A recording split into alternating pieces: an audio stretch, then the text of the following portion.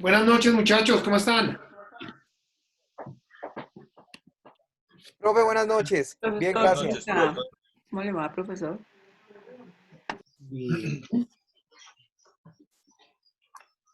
¿Cómo están? ¿Cómo les ha ido? Profesor, buenas noches.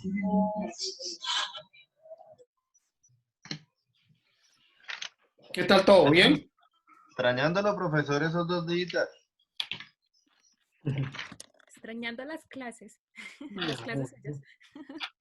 sí está súper.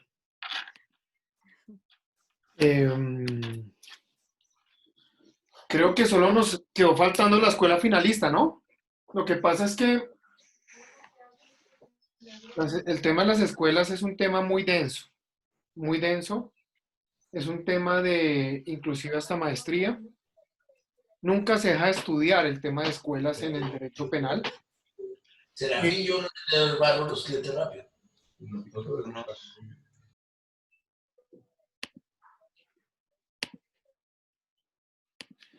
Entonces es un tema, digamos, muy difícil, tedioso y demás. Voy a tratar de simplificar y voy a pedirles apoyo en el entendido que hagan lectura del funcionalismo radical de Jacobs y el funcionalismo de Roxin, una lectura que yo les colgué en el aula hace 3 cátedras, ¿fue? Para que complementemos y podamos avanzar. Igual a lo largo del curso vamos a tratar de ir mirando y repitiendo este tema de las escuelas, porque es bien indispensable, porque desde ahí se desprende absolutamente todo, la calificación que uno puede realizar en una conducta punible. Pues bien, mis queridísimos amigos, simplemente voy a irme con un segundito, aquí les pongo. Listo. Aquí estoy.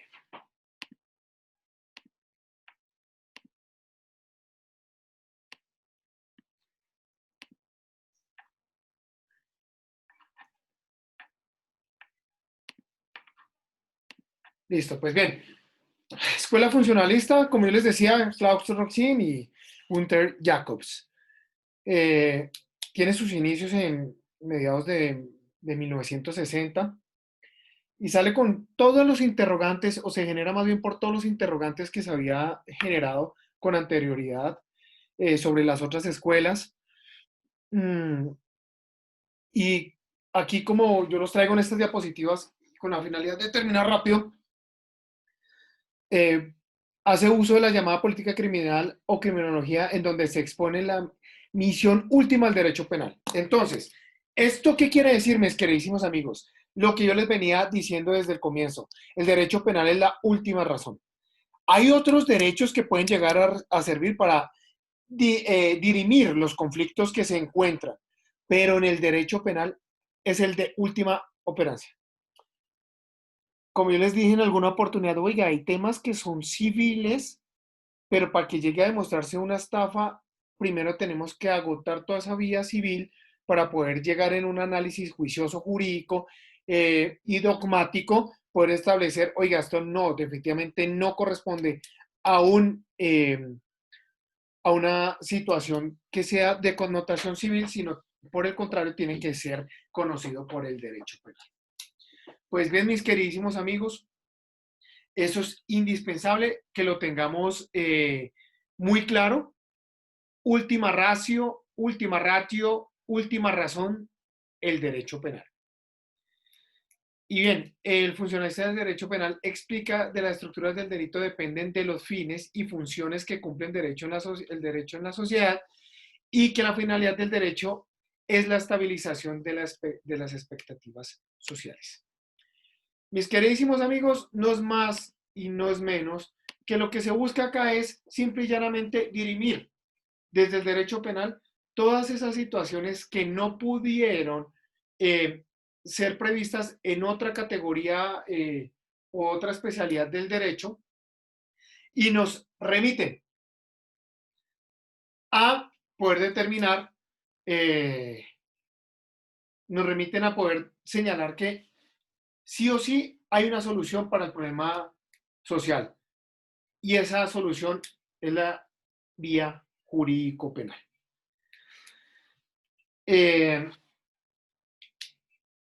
Yo recuerdo que el doctor Henry les estaba hablando de la equivalencia de condiciones. ¿Recuerdan ustedes la equivalencia de condiciones?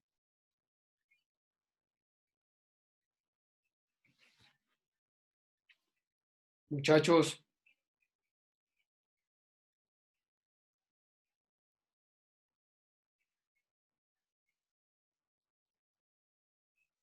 ¿me Sí, oyen? señor. ¿Alguien recuerda qué es la teoría de la equivalencia de condiciones? Doctor, ¿no era lo de la descriptiva, valorativa y subjetiva? No. No. Equivalencia a las condiciones. Acuérdense que el doctor Henry trajo un escenario de una persona que iba en una ambulancia. ¿Sí recuerdan? Sí, donde él decía que el bien perdido debería ser igual al bien... eh, Profe, qué pena, pero la señal, no sé si soy yo o es usted, pero la señal está pésima. Sí, profe, qué pena se Yo escucha creo muy que mal. es profe, la del ¿era profe eso más porque o menos a lo que se refería? Sí. ¿Me están escuchando mal? Profe, buenas noches. Profe, se le está cayendo la señal porque se escucha entrecortado cuando su merced habla y no se le... Ya miro otra metodología. Bueno, segundo. Es muy probable que nos saque de clase y nos tengamos que volver a conectar, porque voy a cambiar de línea de internet. Bueno,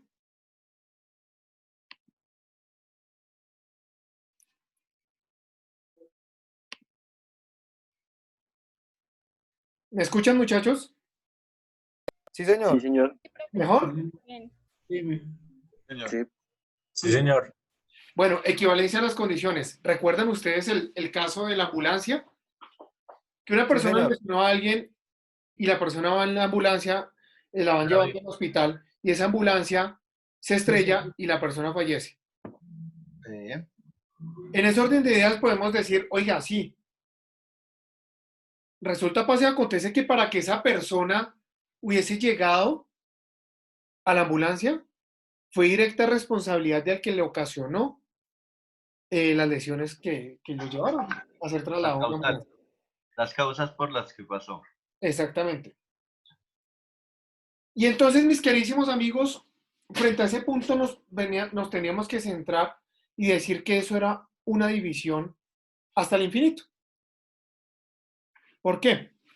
Por ejemplo, no solo empezaron a investigarse a los autores directos de la Comisión de la Conducta Punible, sino todos aquellos individuos que participaron o tuvieron una contribución no directa con la comisión, sino indirecta con algún medio que hubiese servido para la comisión. Entonces, aquí viene el escenario.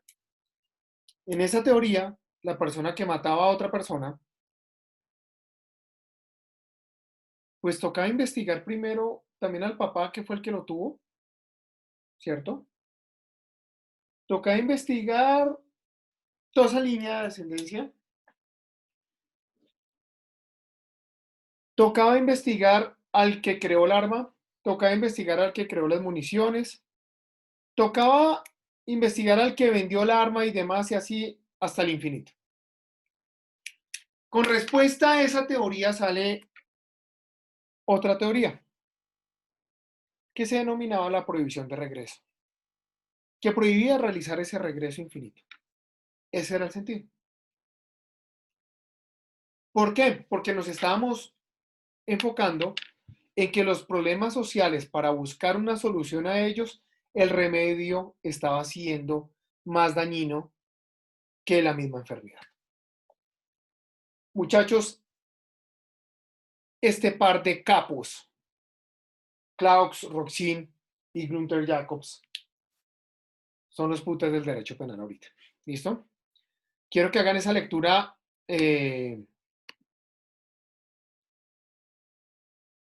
lo lo puedan complementar. Hay libros de ellos que se pueden encontrar con descargas gratuitas en Internet. Muchachos, y a lo largo de las discusiones jurídico-penales se vienen desarrollando diferentes institutos jurídicos que van, como decirlo de alguna manera, modernizando el derecho penal. Y aquí vamos a encontrar esta belleza, que es en esa escuela finalista. ¿Que se acuerdan cuando el doctor Henry llegaba y decía, oiga, la inervación muscular? ¿Se acuerdan de ese pedazo? La inervación muscular es la alteración del mundo exterior por el cual se comete una conducta punible, que tiene como consecuencia la consumación de una conducta punible. Acá en esta escuela finalista estamos mirando no como tal conducta, sino hablamos ya de acción, ¿cierto? Y esa acción tiene que ser prevalente y eficaz para buscar la consumación de un injusto. ¿Qué es el injusto? El injusto es el tipo penal, es el delito. Muchachos queridos, esa acción la desarrollan también como propiamente dicha una conducta que viene siendo producto de un error. ¿Qué viene siendo producto de un error? Por ejemplo, mis queridísimos amigos, el conductor de un vehículo visualiza a lo largo de su trayectoria en vehículo, alcanza a ver un montón. Alcanza a ver un montón y ese montón, muchachos queridos, es nada más y nada menos que un reguero de bolsas negras de basura. Está obstaculizando su vía, pero él ve que es basura y no tiene ningún reparo en seguir andando y pasa y sobrepasa esas bolsas de basura. Resulta, mis queridísimos amigos, que en esas bolsas de basura se encontraba era un habitante de la calle durmiendo y genera la comisión de una conducta de un injusto. Entonces, para esta escuela, la responsabilidad penal, si bien es cierto, existe una tipicidad, porque el delito está instituido en una norma, existe una antijuricidad porque es que esa conducta o acción vulneró o quebrantó esa tipicidad. Existe una culpabilidad y es acá, muchachos queridos, que para poder hablar de responsabilidad en sede de culpabilidad, vamos a ubicar si esa conducta fue a título doloso, culposo o preterintención. Según lo que ustedes ya saben y la casuística que yo acabo de mencionar, ¿bajo qué elemento subjetivo se realizaría esa conducta? ¿Qué opinan?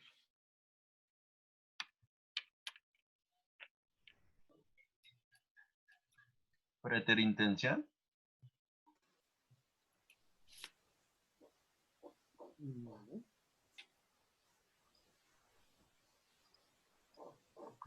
¿Era culposo? Creo que es culposo. Ok. Sin lugar a dudas, nosotros vamos a hablar bien de los ingredientes del dolo, la culpa y la preterintención, ¿cierto? Pero así mozo, ¿cómo se llama la? Grosso modo. No.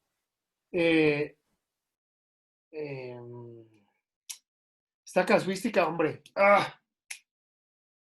Bueno, se me olvidó. Se me olvidó el nombre de este tratadista. Pucha, bueno, listo. Pero vamos a determinar que si el agente tendría que tener una visualización completa, poder llegar a determinar si existía o no algún medio que le permitiera evitar ese resultado y definir, oiga, estamos en una conducta culposa. Y vamos a ver los generadores de la culpa. Y entonces, vamos de una vez, entremos de una vez a tocar el tema. Muchachos, el dolo, mis queridísimos amigos. El dolo tiene unos componentes. El dolo tiene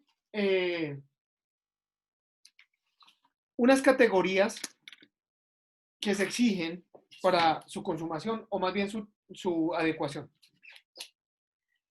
Para que yo pueda hablar de dolo, tengo que hablar de dos ingredientes normativos, que son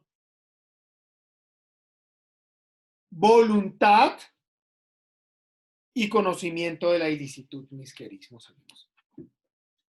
Voluntad y conocimiento de la ilicitud. Palabras más, palabras menos es el querer hacerlo y saber lo que se está haciendo. Entonces, bajo ese presupuesto tenemos que a simple vista nosotros decimos, oiga. Perdón, profe, que tengo que interrumpir conocimiento de la que no lo entendí. De la ilicitud. Ilicitud. Del ilícito. ¿Ok? Entonces nosotros vamos a mirar, oiga, en ese mar de inteligencia del ser humano, el tipo sí cometió una conducta con intención, es decir, con una voluntad. Y ahí tenemos que mirar las categorías dogmáticas diferentes. Ahí tenemos que observar que en el Código Penal, absolutamente todas las instituciones jurídicas que se encuentran en Código Penal son de categoría dolosa. Son de categoría dolosa. Porque vamos a hacer un ejercicio. Por favor, alguien, vámonos al artículo 103 del Código Penal. ¿Alguien me regala lectura, por favor? Yo, profe. ¿Artículo qué, profe? Qué pena. 103.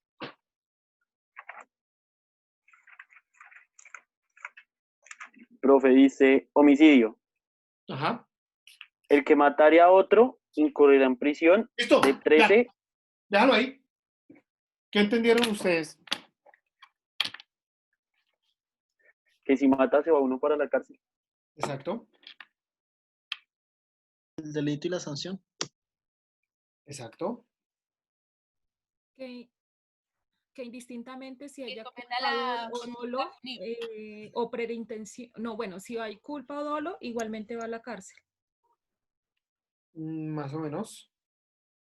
¿Esta cosa tiene un tablero, muchachos? No, A señor. veces sale uno, profe, cuando usted dice compartir pantalla en el computador, le dice como un tablero ahí. Dice pizarra, listo. Gracias. Muchachos, vamos a ver una cosa. Entonces,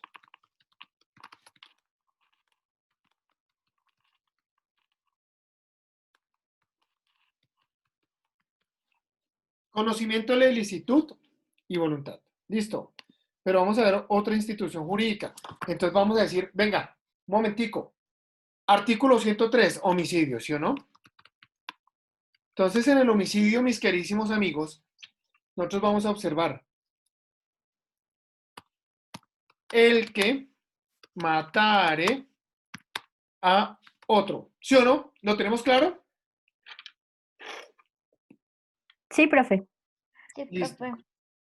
Entonces, mis queridísimos amigos, vamos a sacarlo. Resulta que para poder llegar a decir quién puede incurrir en esta conducta punible, tenemos que irnos a una subcategoría jurídica dogmática que va a ser la siguiente. Todo tipo penal está compuesto por un sujeto activo, que para el caso en especial, ¿ustedes quién creen que es el sujeto activo? El otro. El que se murió. No, El que mataron. El que comete la acción. Que realiza la conducta. El que comete la acción punible. El que va con El la accidente. ambulancia, ¿no? El que realiza o Realiza el ilícito. el que comete el ilícito. Ujú. ¿Sí?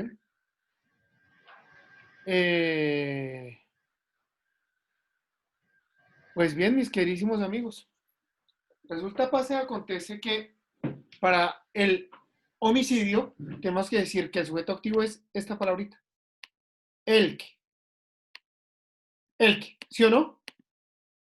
Lo tenemos claro. Listo. Ya vimos. Pero al interior de la casuística, o más bien de la categoría que estamos viendo, también existe un sujeto pasivo. El sujeto pasivo, mis queridísimos amigos, viene siendo ¿quién? La víctima. La víctima. La víctima, en este caso el que asesinaron. El que recibe la acción. Y el Estado. Digamos que para el artículo 103 viene siendo otro. Otro. ¿Listo? La víctima es otro. Muchachos, queridos. Y esto continúa. Dime. ¿La rama judicial, profe? ¿Rama judicial? No. El que matare a otro. El otro es... La acción. Fíjense una cosa, mis queridísimos amigos. El tipo penal no está diciendo el que matare a otro ser humano. ¿Sí o no? El tipo penal dice el que matare a otro. Inclusive el tipo penal no dice el ser humano que matare a otro ser humano. ¿Cierto? Ni el mayor de edad que matare a otro mayor de edad. Ni el mayor ni el menor. Nada. Dice el que matare a otro. Bajo este entendido, mis queridísimos amigos, juristas de connotada procedencia, nosotros tenemos que decir y enfatizar una cosa. Cuando el Código Penal habla de el que, obviamente nos remite a un ser humano. Cuando habla de otro, está remitiendo a otro ser humano. Entonces el sujeto pasivo va a ser eso, el otro, pero obviamente es un ser humano. Si bien es cierto, en la actualidad los animales están siendo objeto de un nivel de protección que para mí es muy mínimo, que debería ser más amplio. Pero bueno, ya hemos evolucionado, ya tienen un reconocimiento,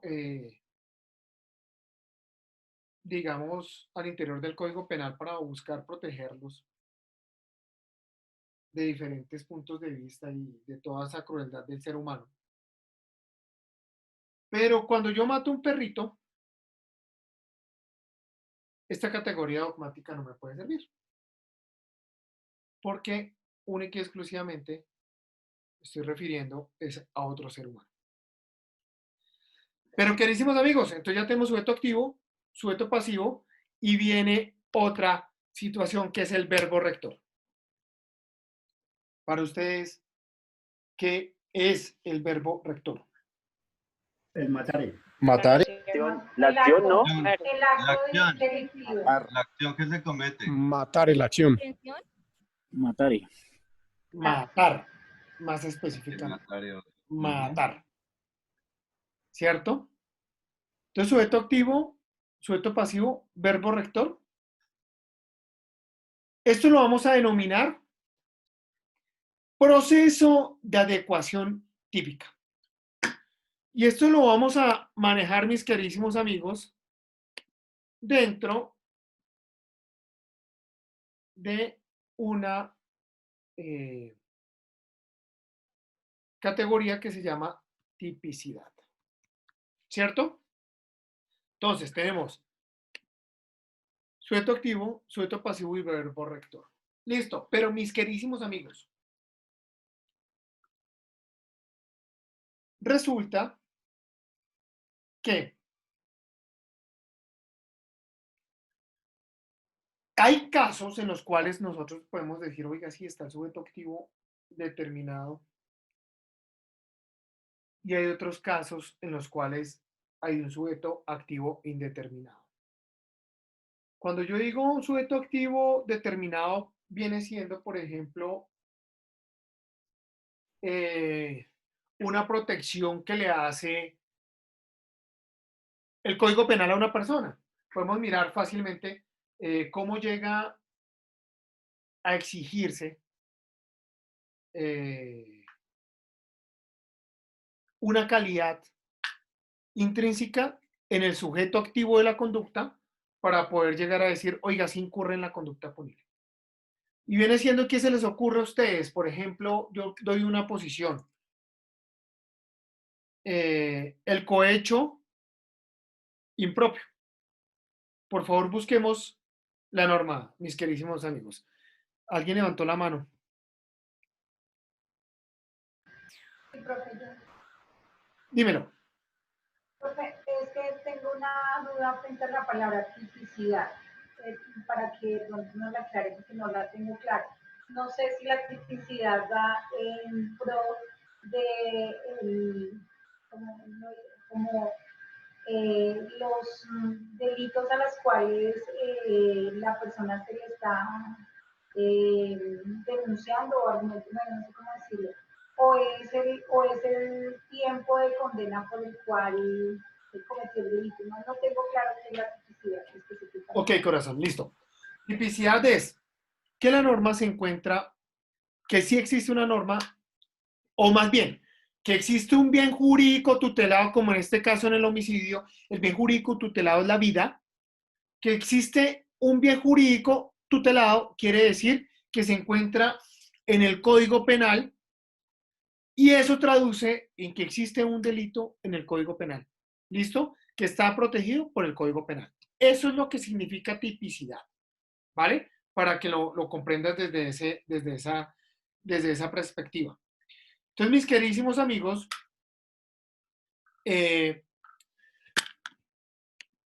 nosotros en el título de tipicidad, vuelvo y lo pongo, vamos a encontrar, entonces, por un lado, el sujeto activo, por otro lado, el sujeto pasivo, por otro lado, el verbo rector, pero aquí vamos a encontrar que, por ejemplo, el sujeto activo cualificado, sujeto activo indeterminado, y estamos diciendo que es cuando el Código Penal exige que para que se pueda hablar de tipicidad, sí o sí esa persona tiene que cumplir con ciertos requerimientos. Podemos encontrar, por favor, José, cuéntame.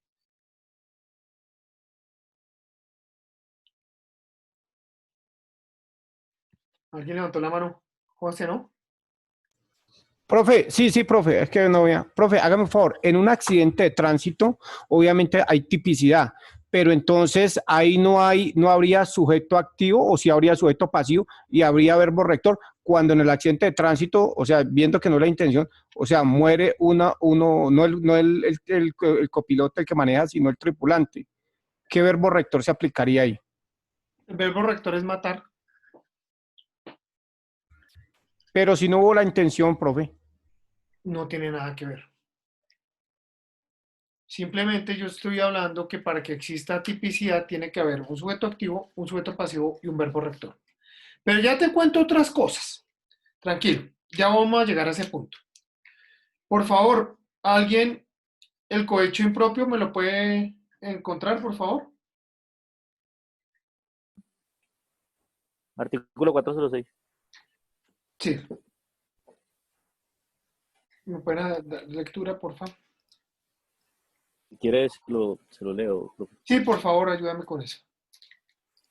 Cohecho impropio. El servidor público que acepte para sí o para otro. Para. ¿Sujeto activo qué es? El servidor público. ¿Sí lo ven? Servidor público.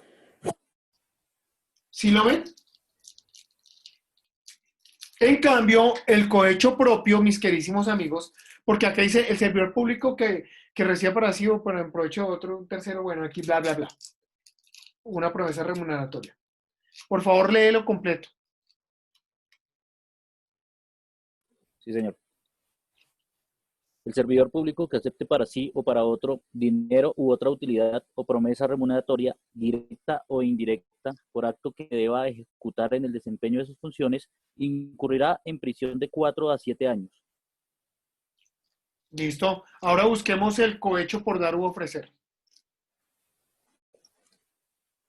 Cohecho por dar o ofrecer 407. Sí. Cohecho por dar o ofrecer. El que dé u ofrezca dinero u otra utilidad a servidor público en los casos previstos en los dos artículos anteriores incurrirá en prisión de 3 a 6 años. Multa Perfecto. de 50 a 100 salarios Déjalo mínimos. ahí. Muchas gracias. Anterior, sujeto activo cualificado. ¿Qué quiere decir eso? Que sí o sí se exige la calidad de funcionario público para que se cometa la conducta de cohecho impropio. Listo. Y en este último, sujeto activo indeterminado.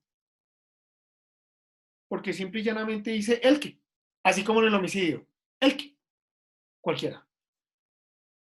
Sujeto pasivo en esta conducta, ¿quién vendría siendo, mis queridísimos amigos? En cualquiera de las dos. ¿El Estado? Exactamente. Sí, señor. Interpretado por la Administración de Justicia. ¿El ¿Listo? Estado es sujeto qué, profe? El Estado, ¿Sería el pasivo? sujeto pasivo. ¿Y el Porque activo sería directamente el su- funcionario? El activo del funcionario. Mis queridísimos amigos, pues estos tres cositos que nosotros estábamos viendo,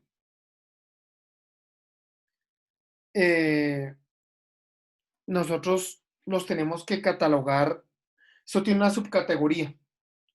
Y esas tres cositas lo vamos a llamar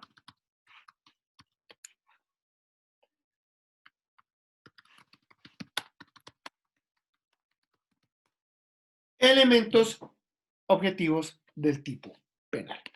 ¿Listo? Entonces ahí continuamos.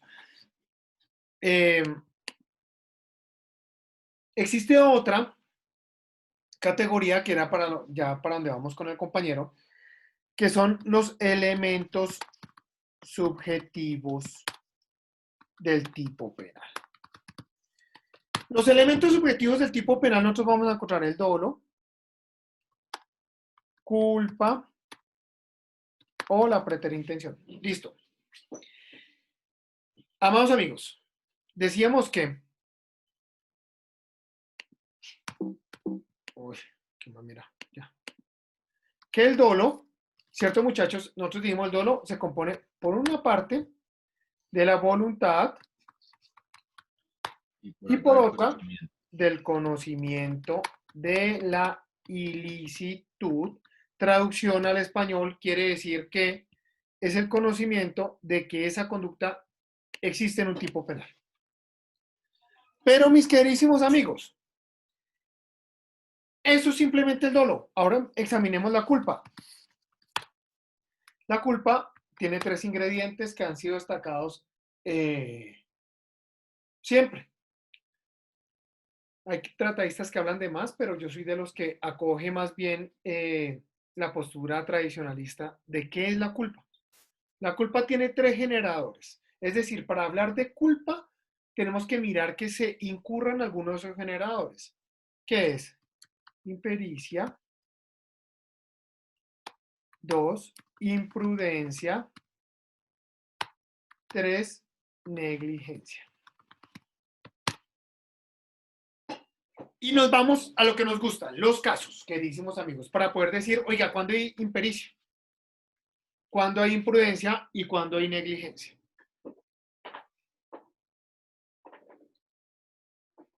Mis queridísimos amigos, resulta, pasa y acontece que yo no sé manejar.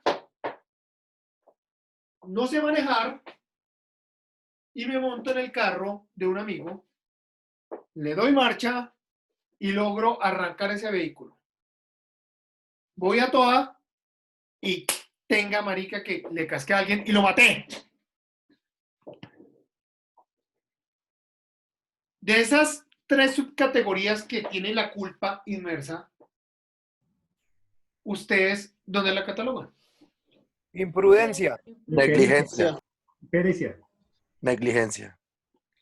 Yo, Es impericia. Impericia. Impericia, profe. Él sabe que al poner en marcha ese vehículo, él no sabe cómo frenarlo, reducir velocidad ni nada. Eso es un acto imprudente, ¿no? No, de impericia porque no está haciendo algo que no sabe. Exactamente. No tiene la pericia. No tiene la pericia. Entonces, desde luego que es impericia. Imprudencia. Yo sé manejar, voy en mi carro, voy rápido, voy a 80 kilómetros por hora, en una zona permitida de 30 kilómetros por hora, al frente de un semáforo que va en color amarillo. Y como buen colombiano promedio, el color amarillo es hágale marica que lo va a dejar el semáforo. ¿Sí o no? Ahí aceleramos como locos. Y yo acelero y va pasando en la acera al frente un muchacho en una bicicleta, lo atropelló y lo mató.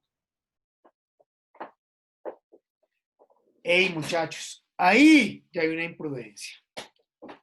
Ahí ya hay una imprudencia.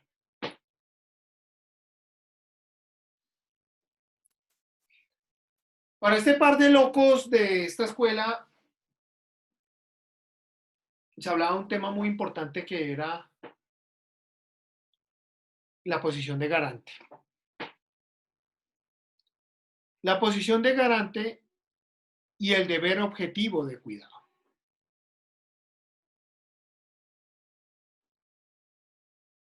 Entonces, si yo voy manejando, y quiero aclarar una cosa, el conducir un vehículo está catalogado como una actividad riesgosa.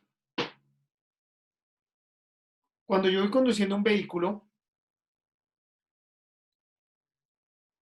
yo tengo que respetar las señales de tránsito. Si yo no respeto las señales de tránsito, me lleva al diablo y puedo ocasionar un accidente. Y ese accidente, propiamente dicho, como lo acabamos de mencionar, la luz de semáforo cambiando, que simplemente es una advertencia de cambio de semáforo, que el cual lo que indica es disminuya la velocidad y pare porque ya viene el semáforo en rojo, y el cual yo atrevidamente no respeté y por el contrario aceleré, connota una imprudencia de mi parte. Fui imprudente en mi actuar. Fui imprudente. Por lo cual, mi conducta viene siendo típica. Pero negligencia, ¿qué se les ocurre? Alguien den un ejemplo de negligencia. ¿Qué se les ocurre? Cuando atropelló a alguien y bueno. lo dejé botado. Profe, los médicos, cuando dejan morir a una persona por negligencia médica, por no hacer un procedimiento como se debía hacer. Ok. Pero en el mismo orden de los carros, si yo voy, atropello a alguien y lo dejé botado, eso es ser negligente, ¿no? También. Profesor, si yo voy manejando un vehículo, o sea, yo sé que tengo que hacer un viaje de Bogotá a Medellín, en cuanto voy a pasar terrenos muy quebrados y antes de salir no reviso mi vehículo, o sea, no reviso frenos, no reviso, y por no hacer eso causa un accidente, ¿eso sería negligencia? Es como la falta de cuidado. La falta de cuidado. Sí, era el ejemplo que yo iba a traer. El mantenimiento del vehículo es generador de una negligencia. De una negligencia operante en la tipicidad. Una pregunta, yo no entendí la diferencia entre impresia con la imprudencia en el caso que tú expusiste, porque si en ese caso, o sea, si tú sabes que no sabes manejar y te subes a un carro y corres ese riesgo, pues obviamente ya hay una imprudencia de tu parte, el saber que al momento que mira, sabes lo tienes que desarrollar es desde el deber objetivo de cuidado. Por eso lo mencioné. Y la posición de garante. Si yo no estoy autorizado legalmente para conducir un vehículo, pues no cuento con licencia de conducción y no realicé el curso, pues yo no cuento con deber objetivo de cuidado. Sino mi actuar es netamente imprudente. Catalogado por la impericia. Contrario sensu, si yo ya tengo una licencia de tránsito que soy una persona entrenada y cometo un accidente imprudente porque me pasé un semáforo en rojo, resulta que yo, por haber tenido la capacitación, por haber estudiado y por tener una licencia de tránsito, mi actuar es generador de una imprudencia, porque ostento yo una calidad específica, que es la posición de garante. Y tengo que obrar bajo los parámetros del hombre promedio. El hombre promedio que realizaría un actuar sano y digno en esa misma circunstancia. Yo simplemente asumí el riesgo y lo dejé que se llevara a tal estadio que se pudiera consumar, que fue saltarme el semáforo. Y eso se determina, mi queridísima amiga, cuando hablamos de posición de garante, el tema es deber objetivo de cuidado. Yo tengo el deber objetivamente de tener un cuidado en la conducción. Y ese cuidado está maniatado a respetar las señales de tránsito. Entonces la diferencia viene siendo esa. Si yo no tengo la pericia, pues no tengo el deber objetivo de cuidado. Si yo tengo la pericia, tengo el deber objetivo de cuidado y podría ser un actuar es imprudente. Profe, una pregunta. Dímelo. Dale, profe, gracias. Okay. Por ejemplo, una pregunta de la actual del COVID. Hay pocos médicos urgenciólogos especialistas. El gobierno pretende darles un curso de un mes, unas semanas, sabiendo que un urgenciólogo se demora 3 años. El médico llega, trabaja en el COVID, en pacientes con COVID, se le mueren, ¿ahí qué sería? Dependiendo, si se mueren por un actuar, que él debía realizar y no realizó, pero que se llega a connotar que efectivamente en ese curso express pudo ser capacitado para que obrara de la determinada forma, estaríamos hablando de negligencia. Pero si no, ya podríamos mirar otra categoría que lo vamos a mirar, bueno, más adelante, que viene siendo los estados de necesidad de exculpante, los eximentes de responsabilidad, el error de tipo y error de prohibición, ¿vale? Eso lo vamos a ver más adelante. Pero si el tipo recibió la capacitación, momentico, es negligencia, ¿listo? Profe, Listo, profe, gracias. una preguntita. Dímela. Por ejemplo, traíamos a colación el caso de un carro de esos de enseñanza, ¿sí? Sí. Donde el profesor obviamente está calificado y todo, tiene su licencia, todo. Y pues no sé si ya eso alguna vez haya ocurrido algo, es algo que se me ocurrió. Si la persona que va al lado aprendiendo a manejar y todo y está llevando a cabo el ejercicio, y por ejemplo le gana el carro y el maestro, la persona que le está enseñando no alcanza a reaccionar para detener el carro, pues tengamos en cuenta que esos carros tienen un juego de clutch y freno en el lado del acompañante, ¿sí? Como para subsanar el error del alumno, pero no alcanza, por ejemplo, no alcanza y el carro le gana. Pero quien iba conduciendo en ese momento era pues el alumno. Ahí también se va a culpar por el primero, que es la impericia.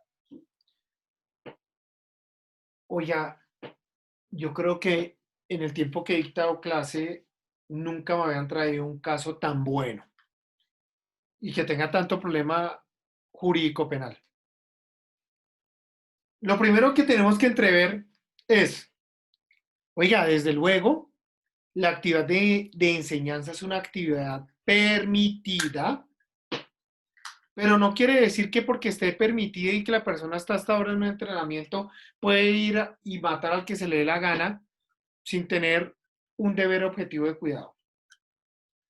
Pero sí tenemos que hacer otro paréntesis y es, en el derecho penal, resulta pasa y acontece que el derecho penal tiene una particular situación relevante y es nunca podemos hablar en el derecho penal de una responsabilidad penal compartida. En el ejercicio que nos trae esa colación, si nosotros nos ponemos a ver, no puede haber un derecho penal con culpa compartida si decimos quien lo genera y eleva el riesgo es el aprendiz, pero quien tiene el deber objetivo de cuidado viene siendo el maestro.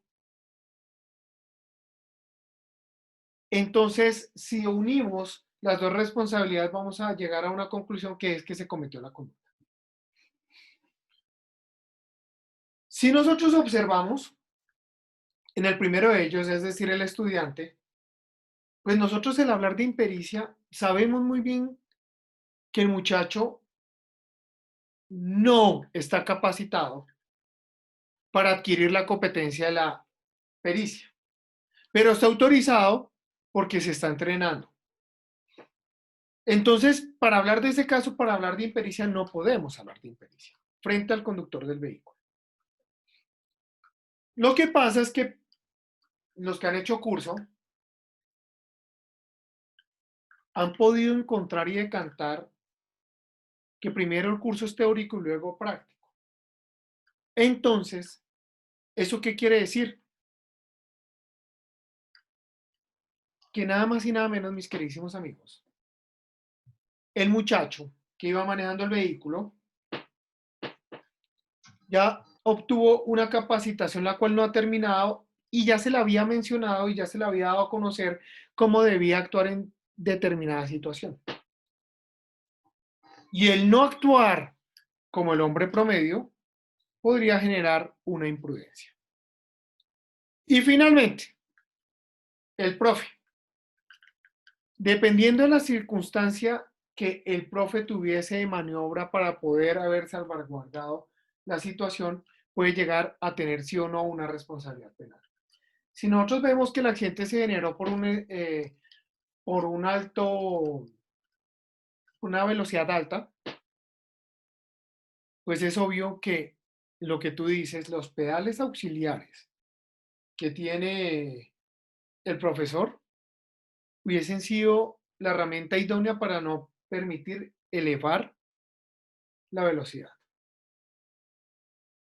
Pero si fue algo que se le salió de las manos, como dijo Faustino Asprilla, entonces el tema es que el tipo, por ejemplo, fue a frenar y el carro no le frenó. Ya tenemos que mirar otra categoría, que es, primero, el vehículo de quién era, quién estaba a cargo el mantenimiento del vehículo, quién es el propietario. Pero el consejo que yo les doy es, mis queridísimos amigos, así anden en carro prestado, la responsabilidad penal de ustedes se puede ver inmersa desde un punto de vista negligente si el estado del automotor no es óptimo y como consecuencia de ello se ocasiona un accidente. Entonces, hay que mirar en las dos circunstancias que acabo de señalar que le pudieron haber pasado al profesor, puede haber o una imprudencia o puede haber una negligencia. Es dependiendo de la situación fáctica. Eso mismo que estamos viendo los vehículos lo generan los cursos de piloto. Se han visto como por ejemplo una empresa Aeroandes, bueno, hay varias, hacia el norte por Guaymaral. ¿Se han visto ustedes eso? Sí, señor. Bueno, allá en ese escenario también se capacita a las personas en una manera muy similar, pero con la grabación que la teoría allá es tan bien explicada y tan detallada que la maniobra que puede dar el instructor al momento de, de enseñar el curso, pues puede llegar a ser muy inferior en comparación, o su participación puede ser muy inferior en comparación a la que tiene que realizar un conductor de un vehículo terrestre. Entonces, en ese escenario, como les digo, es muy importante decantarlo desde el punto de vista qué fue o qué fue lo que hizo, o más bien, qué fue lo que omitió hacer. Tomen cafecito y ya nos vemos, ¿listo? Listo, profe, gracias.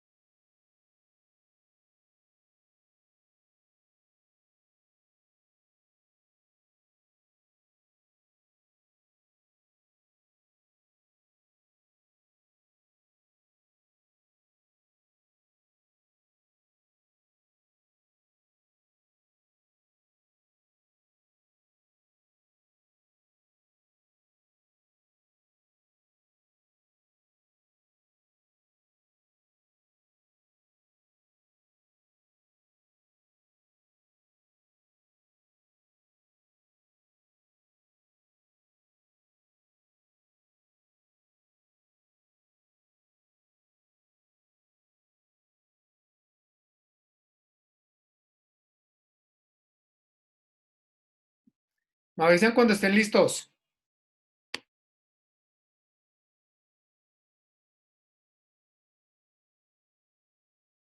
De una, profe. Listo, profe. Ya, profe. Bueno, muchachos, qué pena que cuando estoy compartiendo pantalla, no observo las levantaditas de la mano y esa fue una regla que ya habíamos impuesto. Ivonne, ¿ibas a preguntar algo?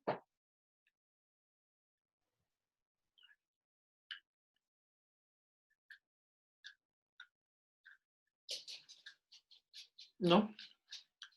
De pronto fue hace tiempo y no está. Bueno, muchachos, eso es lo que hablábamos más o menos de qué es tipicidad. Vamos a ir manejándolo poco a poco. Esto simplemente es un abrebocas.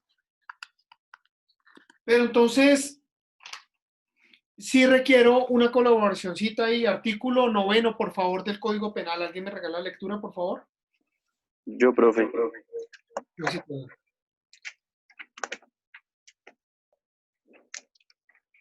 Ay, profe, espere que se me cerró el cuaderno ahora. Artículo 9. Conducta punible. Para que la conducta sea punible, se requiere que sea típica, antijurídica y culpable. La causalidad por sí sola no basta para la imputación jurídica del resultado. Para que la conducta del inimputable sea punible, se requiere que sea típica, antijurídica y sea constante la inexistencia de causales de ausencia de responsabilidad. Listo. Entonces, para que sea culpable, tiene que ser típica y antijurídica. Estamos viendo esa primera subcategoría dogmática que es la tipicidad, que lo vamos a desarrollar, va a ser un poco extenso, poco a poco vamos a ir trabajando. Y la gracia es que traigamos siempre a colación algunos ejemplos. John, te voy a pedir un favor ahorita que cuando yo comparta imagen y como no puedo ver quién levanta la mano, por favor tú me indicas ahí en ese orden cómo vamos y me interrumpen, no hay ningún lío, Johncito, y le damos dando la palabra a los muchachos. Por favor, artículo 10, tipicidad. Artículo 10, tipicidad. La ley penal definirá de manera inequívoca, expresa y clara las características básicas estructurales del tipo penal. En los tipos de omisión, también el deber tendrá que estar consagrado y delimitado claramente en la Constitución política o en la ley. Perfecto. Entonces, nosotros estamos hablando, alguien me dijo por allá, oiga, la consecuencia de la conducta es la pena, ¿cierto? Alguien lo dijo. Algún compañero lo mencionó por ahí. La consecuencia de la pena, la consecuencia de la conducta es la pena. Nosotros tenemos que mirar, propiamente dicho, ¿qué es la pena? Muchachos, para ustedes, ¿qué es la pena? Dime, Osquitar. Es el castigo, es la condena, es la sentencia por cometer ese acto o esa tipicidad jurídica, ese acto punible. Bien. Lacio, dímelo, cuéntamelo todo. Pena. Perdón. Profesor, es como lo que tiene que uno que pagar, dicho en otras palabras, por la culpa o error que cometió. Ok.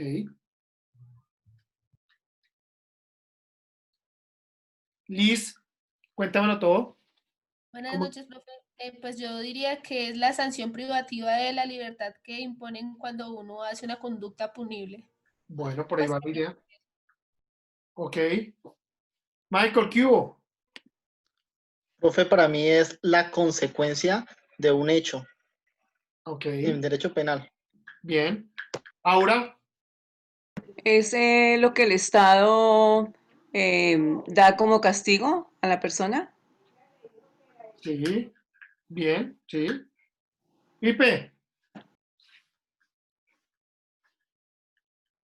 Profesor, ¿es la sanción que se le aplica a cualquier persona que haya incurrido en un delito? También.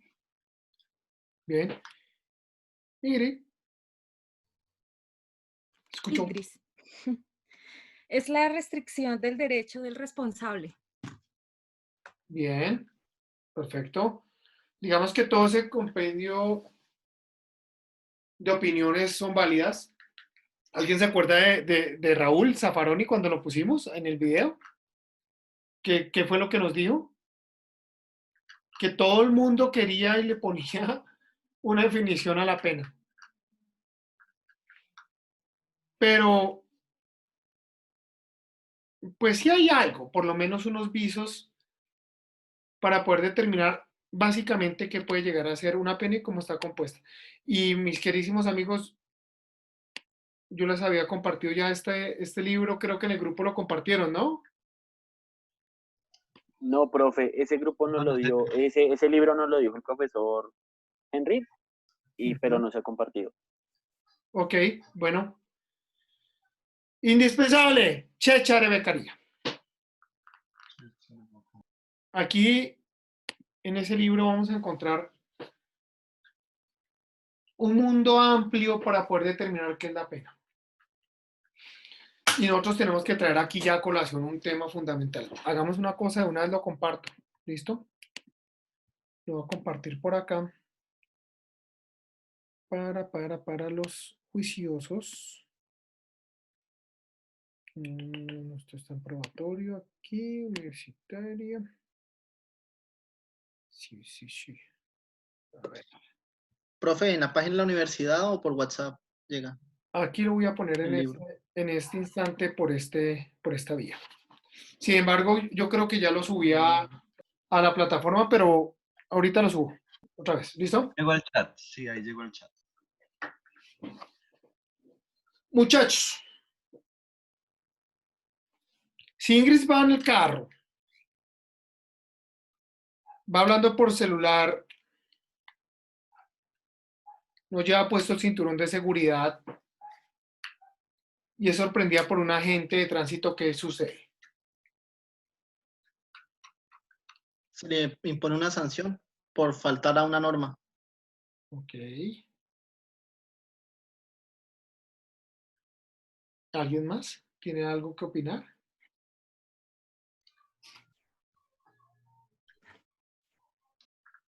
¿Me repite la pregunta, profesor, por favor? Qué pena. Si Ingrid va manejando sin cinturón de seguridad y hablando por celular y es sorprendida por un agente de tránsito, ¿qué sucede? Se le impone un comparendo. Perfecto. ¿Ese comparendo es una pena? No, es una sanción. no, porque las Es penas una son solo en sanción. derecho penal, profe. La multa económica. Una sanción. Ahora, Sanción económica. ahora me dices. Pues para mí sería una pena, porque de todas maneras es una sanción, ¿no? Ok. Néstor, ¿tú qué opinas? El comparendo más bien dice que es una acción a comparecer si tiene descargo, como una citación como a una audiencia. Y si usted cree que no tiene nada que decir en contra de esa audiencia, pues paga la sanción y listo. Ok. Pero es más a comparecer. Ok, algo procedimental. Profe, yo diría que la falta es una contravención y como consecuencia sería una sanción. Ok. Vive. Pues, profesor, desde mi punto de vista, sería una sanción, porque es que al igual, o sea, ella incurrir en la falta de no llevar el cinturón y hablar por el celular, ella sabe que está cometiendo una imprudencia. El oficial como tal incurre a aplicarle una sanción económica para tener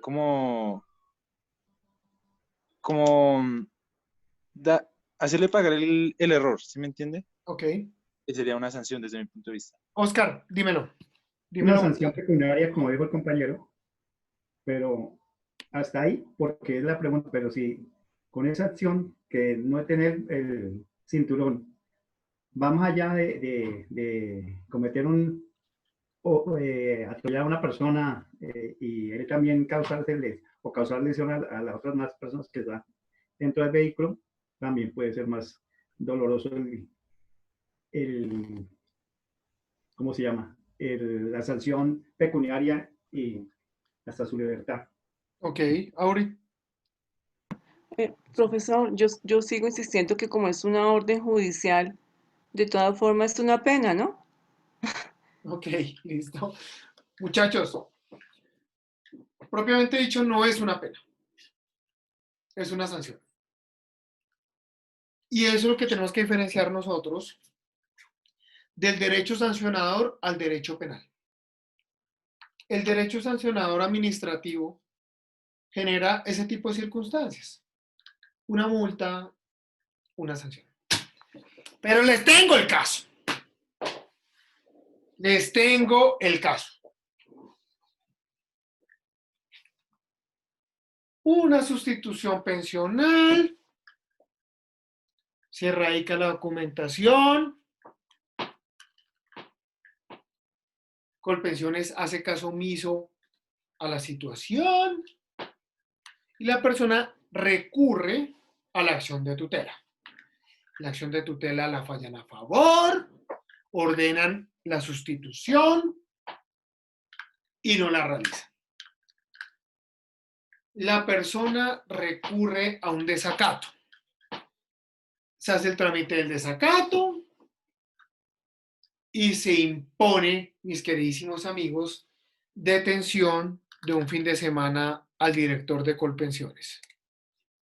Ese tipo de situaciones que les estoy diciendo a ustedes pasan todo el tiempo en la vida real. ¿Eso también vendría siendo una pena? Eso es una pena porque lo priva de la libertad, ¿no? Okay.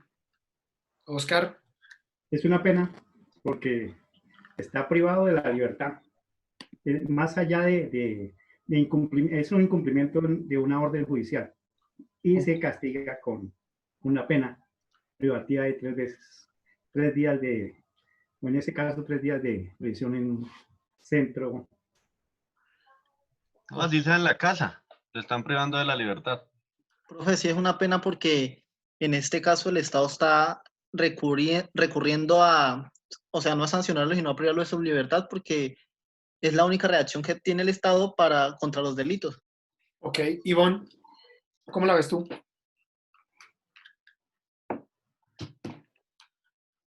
Ivonne, levantaste la mano. No, Gelacio, sigue. ¿Aló? Bueno, profe, yo... Ya pudo, Ivonne, dale. Así sea, profe, qué pena. digamos, de poquitos días. Dale, Ivonne. Profe, yo considero que sí es una pena, porque ya hubo un proceso previo y hubo como un desacato a un ordenamiento, y entonces debido a ese desacato hay una privacidad de la ley, de la libertad. Ok. Entonces, yo considero que sí es una pena. Ok, por esa vía, listo. Gelacio, continúa. ¿Me decías? Bueno, profe, yo pienso que aunque sean poquitos días que le dieron, 3 días, pero pues sí parece una pena. Ok. Juliancho, ¿qué hubo? Sí, se convierte en pena porque en la definición penal de lo que es, en la definición del derecho penal, dice que cuando no es extintiva. Entonces, en este momento ya no lo es. Entonces sí se convierte en pena, ¿no? Ok. Michael. ¿Cuál yo? ¿Seré yo? Sí, sí. Profe, es una pena porque, bueno, partamos del artículo 35 del Código Penal. Penas principales son penas principales la privacidad de la libertad, sean los días que sean o los años que sean, creo yo, ¿no? Ok. Oscar, ¿qué hubo?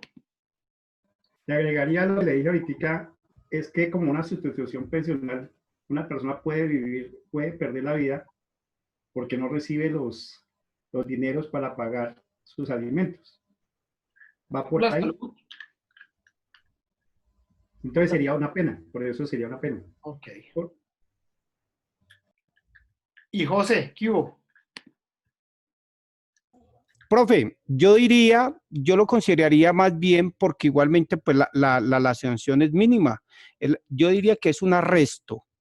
Es un arresto porque igualmente no está incumpliendo, no está infringiendo el Código Penal, sino que está cometiendo un desacato a una orden judicial. Por esa vía, no es penal. Pues muchachos, eso hace parte del derecho sancionador.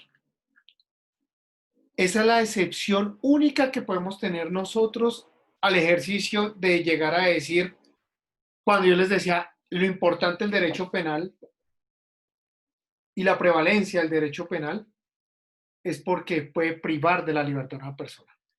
Fíjense que aquí hay esa excepción. Y eso no es una pena, es una sanción. Ese arresto es una sanción. Una sanción como consecuencia de un desacato. Y eso puede pasar y quiero que lo tengan muy claro. Pero entonces, al interior del procedimiento penal existen privaciones de la libertad, las cuales pueden llegar a tener diferentes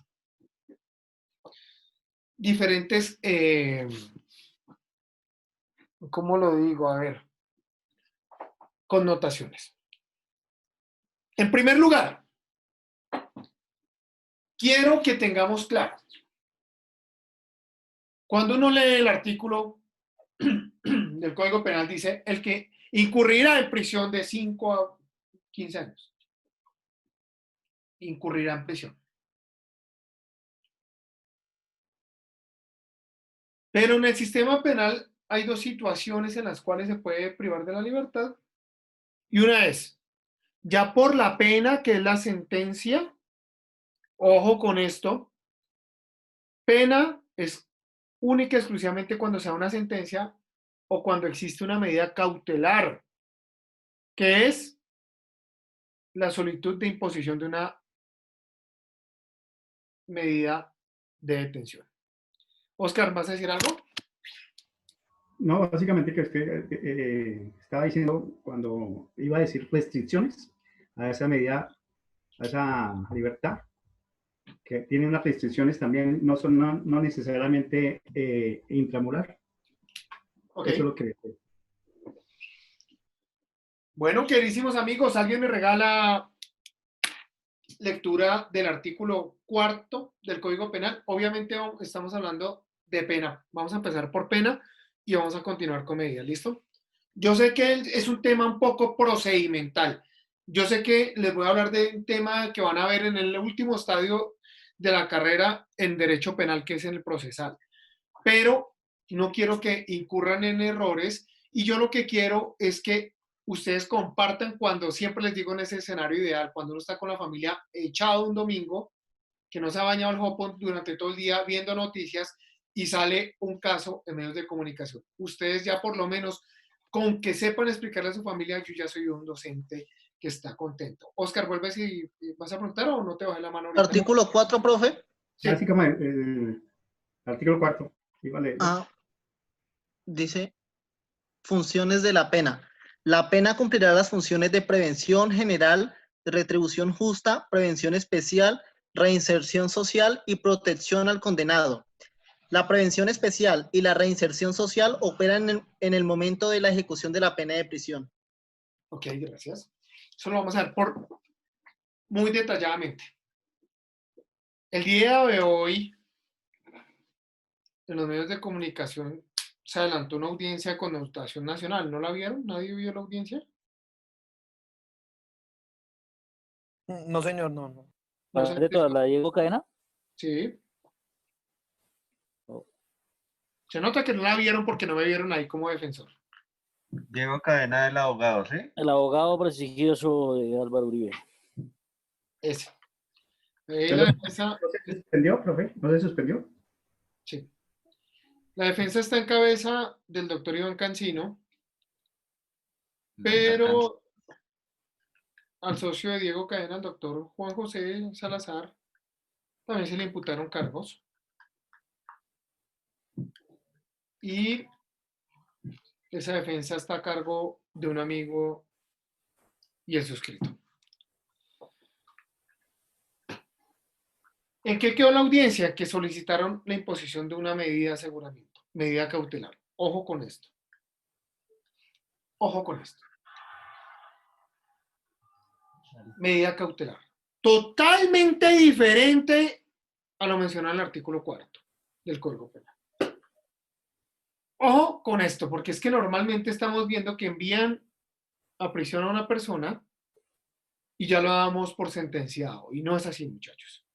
No es así.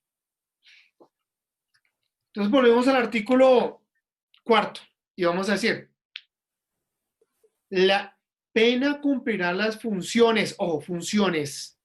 Primera, prevención general. Quiere decir con la prevención general, mis queridísimos y adorados amigos, que lo que busca el legislador es que la gente se meta un susto al hijo de puta y deje de cometer delitos. ¡De susto! Porque dice, marica, si yo mato, incurro en tantos años. Y desde esa óptica se promueve la prevención general. Pau, dímelo todo, dímelo cantando. No, pues yo iba a decir algo relacionado a lo que tú dices, porque eso es como el populismo, ¿sabes? Que literal es populismo, así como lo que también plantean con la cadena perpetua. Allá voy. Ok, dale, qué pena. Cadena perpetua. El discurso de cadena perpetua es, oiga, los violadores y abusadores de menores de edad ya van a dejar de cometer conductas cuando vean que pueden enfrentar una cadena perpetua. Muchachos, en este estadio les digo, y su docente de Derecho Penal les dice, ¡no! ¡Pura mierda! Tan es mentira el escenario que, por ejemplo, una persona como el desgraciado de ese Noguera, Uribe Noguera, amaría, rogaría, adoraría que hubiese sido judicializado por cadena perpetua. Se van a decir, este man está loco. ¿Qué va a querer? O sea, cadena perpetua. Este escenario. ¿Recuerdan ustedes, queridísimos amigos, que hace a lo sumo 2 meses salió la noticia, ya empezó el descuento de la pena de Uribe Noguera? ¿Sí vieron? Sí, señor, sí, señor. Que les contaron 1 año. ¿Sí o no? Resulta, mis queridísimos amigos,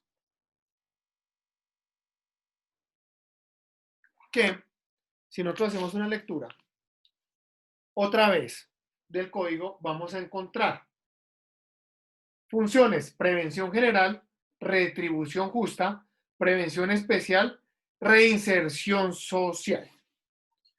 La reinserción social al interior de un penal es un tratamiento que se le realiza a la persona que está demostrando un cambio de voluntad. Y es que la persona estudia o trabaja. O bueno, otros medios. O trabaja para la sociedad. Bueno, eso ya es otros cuentos.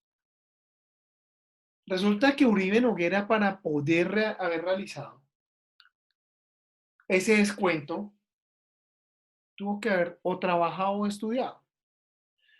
Y esa es la finalidad de la pena, reinserción social, es decir, que el individuo infractor de la ley penal vuelve a la ley penal por medio del juez de ejecución de penas y el mismo analiza, oiga, su comportamiento al interior del penal ha sido tan óptimo que le voy descontando.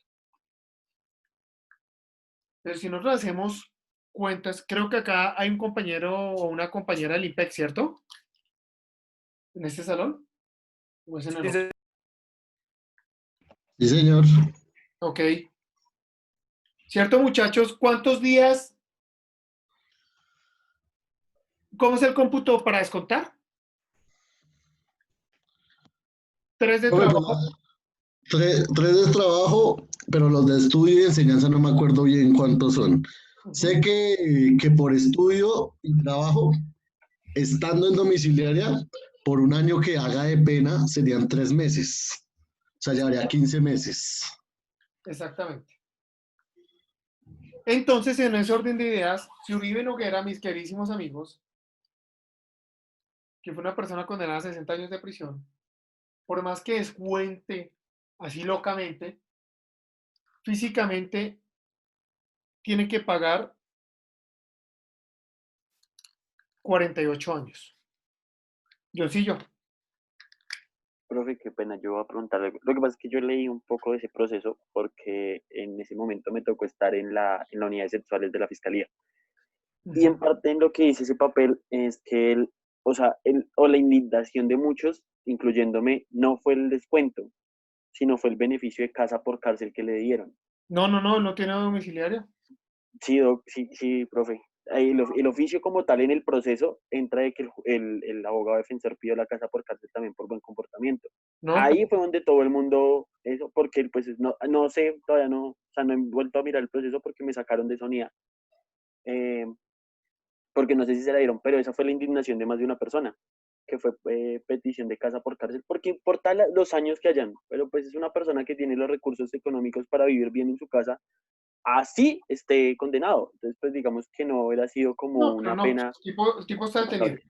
Está en Valledupar, inclusive, está en la cárcel de Valledupar en estos momentos. En la Tramacúa.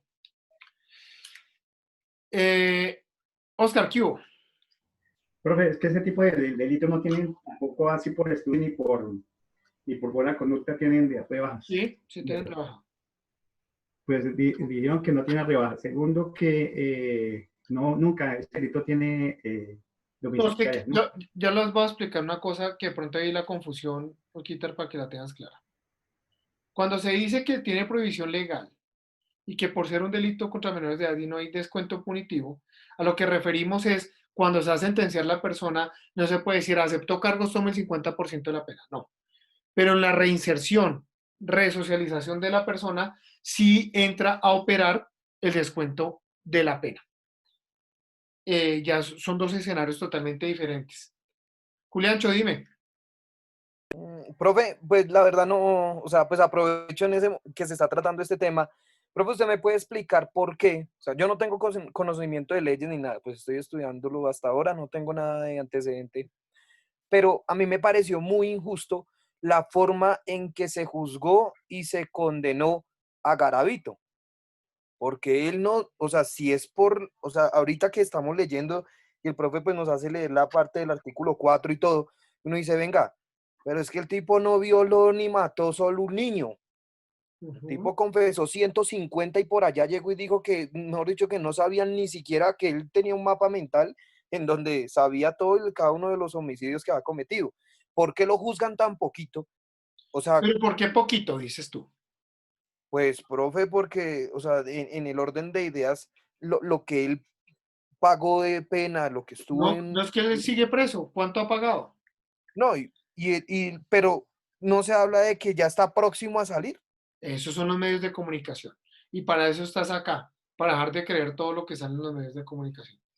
¿Por qué no se juzga a esa persona por todos los que tienen? O sea, digamos, o él sí fue juzgado y condenado por todos y cada uno de los crímenes que cometió. Cada uno de los delitos es diferente. Si hubiese sido por juzgarlos por todos, se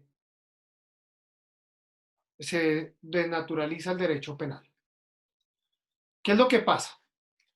Que una persona cuando es infractora de la ley penal varias veces puede solicitar al juez una acumulación de penas y acumulan las penas y empieza a descontar con una sola pena del resto, porque si no estaríamos como en los Estados Unidos que condenan a una persona a 7 cadenas perpetuas y demás. Entonces, sobre ese escenario no podría existir, lo condenó a 30 por este, 30 por este, 30 por este, 30 por este. Porque pues a la larga ahí sí superaríamos una cadena perpetua. ¿Listo? Estamos en un estado social de derecho. Exacto. Carrillo, ¿qué hubo? Sí, profe, ¿qué o quién hace valer que ya ya hizo una reinserción a la sociedad? Vamos para allá. Listo. De estudiar y todo eso, porque uno no se... Volvemos al tema que dejamos pendiente, es que quién rehabilita a un violador de niños. Listo, ya vamos para eso, Listo. Oscar y Elisa. No podía ponerlo. No, es que dicen que lo que dice el profe, gracias por la aclaración que fue de mucha ayuda, porque esa inquietud, gracias primero. Y segundo, dice el código penal que no son medias, las penas no son acumulativas, por lo que decía el profe, de que tendríamos 5 o 6. Entonces aquí no se acumulan las penas, sino la de el mayor delito que cometió, ¿cierto? Así es. Y por eso se condena. Segundo, en el caso de Garavito, creo que se juzgó con la ley anterior, la ley 600 del 2000, y no con la ley 599 y con las demás de la infancia y la adolescencia. Por eso es la pena que tenía tope hasta ese momento, tenía un tope, que eran creo que 25 años. Sí, estoy mal. Sí, está bien, perfecto. Diana. Profe, una pregunta respecto a lo que manifestaba mi compañero con el caso del señor Garavito, si se puede llamar señor. Quería preguntar, en Colombia el tema de los delitos, ¿cómo preguntar? O sea, digamos que a él lo condenaron por el delito de abuso sexual a menores y homicidio, independientemente que haya matado a 100 o no. Lo que tengo entendido en Colombia es que el homicidio, independientemente que mates a 100 o 1, lo que lleva a la pena específicamente en el Código Penal es el homicidio, ese es el delito como tal, o estoy equivocada. No, quisiera como que me aclarara ese tema. Bueno. Porque si yo mato a 50, ¿me van a condenar por esos 50? Sí te condenan por los 50, Sería... pero, mira, te condenan por los 50, pero solo hay una pena principal y el resto son subsidiarias. ¿A qué voy? Que siempre se escoge una de las penas, siempre debe ser la de mayor identidad. Si todas son iguales, pues con una. Y se van sumando, si es en el mismo escenario, si mato 50 de un solo totazo, pues se van sumando otros tantos. Así hasta llegar a una pena que no puede exceder de 60 años. Pero quiero, lo que les decía ahorita, ¿por qué Uribe Noguera hubiese amado haber sido condenado a cadena perpetua? Eso quería saber. ¿Por qué? Mis queridísimos amigos, el Código Penal está diciendo reinserción social, es decir, que la obligación es del Estado buscar tratar de resocializar al individuo infractor de la ley penal. Es obligación del Estado. Y resulta que ese discurso guerrerista, populista, que les metieron y que muchos de ustedes apoyaron de la cadena perpetua, viene siendo más beneficioso que las cosas como están. Como les dije ahorita, Uribe Noguera, por más que trabaje y estudie toda su vida, tiene que chuparse por ahí 48 años en la cárcel. Resulta que con la cadena perpetua está instituida para que a los 25 años de prisión se haga un análisis de cómo va la persona en la resocialización. Y si está resocializándose, vuelve y sale.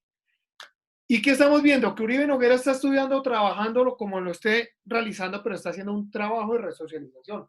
Es decir, que para la cadena perpetua ya estaría con muy buenos ojos un candidato de esos a salir en 25 años de prisión y no en 48. Yo creo que hay otro pero ¿Cómo? Hay otro pero sobre la cadena perpetua, si no estoy mal. ¿Otro qué? Otro pero sobre la cadena perpetua es que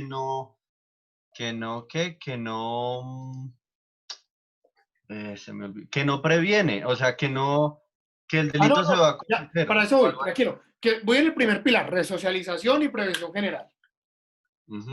Y nos venden la idea de la cadena perpetua porque dicen, oiga, la reincidencia en esos delitos.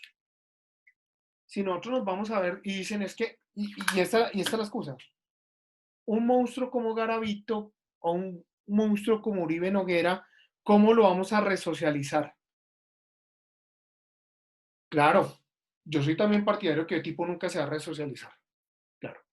Pero nosotros tenemos que mirar esto es por estadísticas.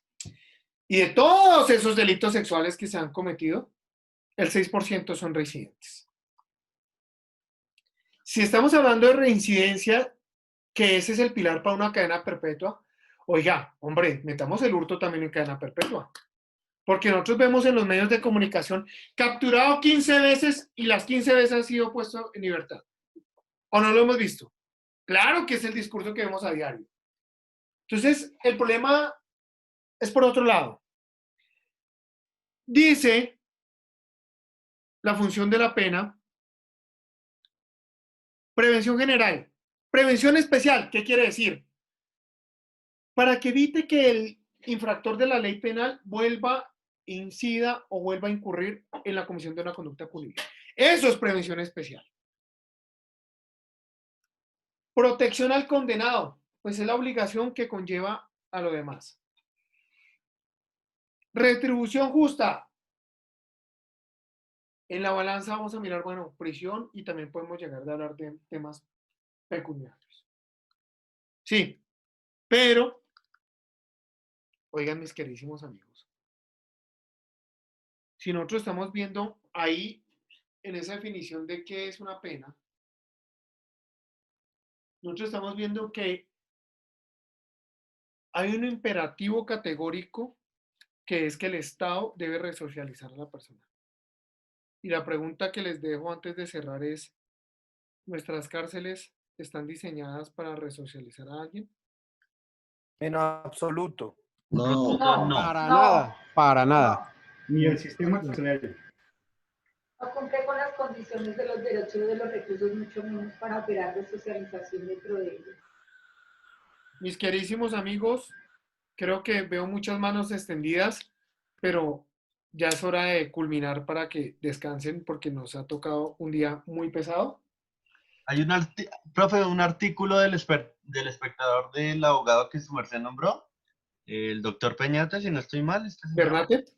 Bernate, algo habla sobre el tema de la cadena perpetua. Obviamente él está en ese tema también, en ese rollo contra la cadena perpetua. Y creo que hay algo de la Corte Constitucional ahí también que leí el viernes, no estoy mal, sobre ese. El tema es que hay muchos abogados que dicen sí, muchos otros que dicen que no, muchos otros que dicen es la única vía para proteger a nuestros niños y yo digo no es la única vía. Me parece bien inclusive, mis queridísimos amigos, que el peso de la ley sea contundente, pero también tenemos una obligación social, acorde a ese contrato social y esa vida en comunidad, y no solo el derecho penal es la respuesta para cuidar a los niños. No nos pueden echar la culpa a nosotros los penalistas, no nos pueden tirar tan semejante responsabilidad solo a nosotros. ¿Dónde están las comisarías de familia? ¿Dónde están los ciudadanos que tenemos que proteger y visualizar los menores? ¿Dónde está la comunidad donde tenemos que identificar cuando existen falsas denuncias? Porque a veces instrumentalizan a los niños para denunciar falsamente. En muchos casos se presenta eso, por eso también se elevan tanto las estadísticas. ¿Dónde estamos los padres? ¿Dónde estamos los padres y demás? Entonces, no es solo el derecho penal, porque la solución no va a ser esa. Si nosotros vamos a proteger a los niños, no los vamos a proteger con años de cárcel.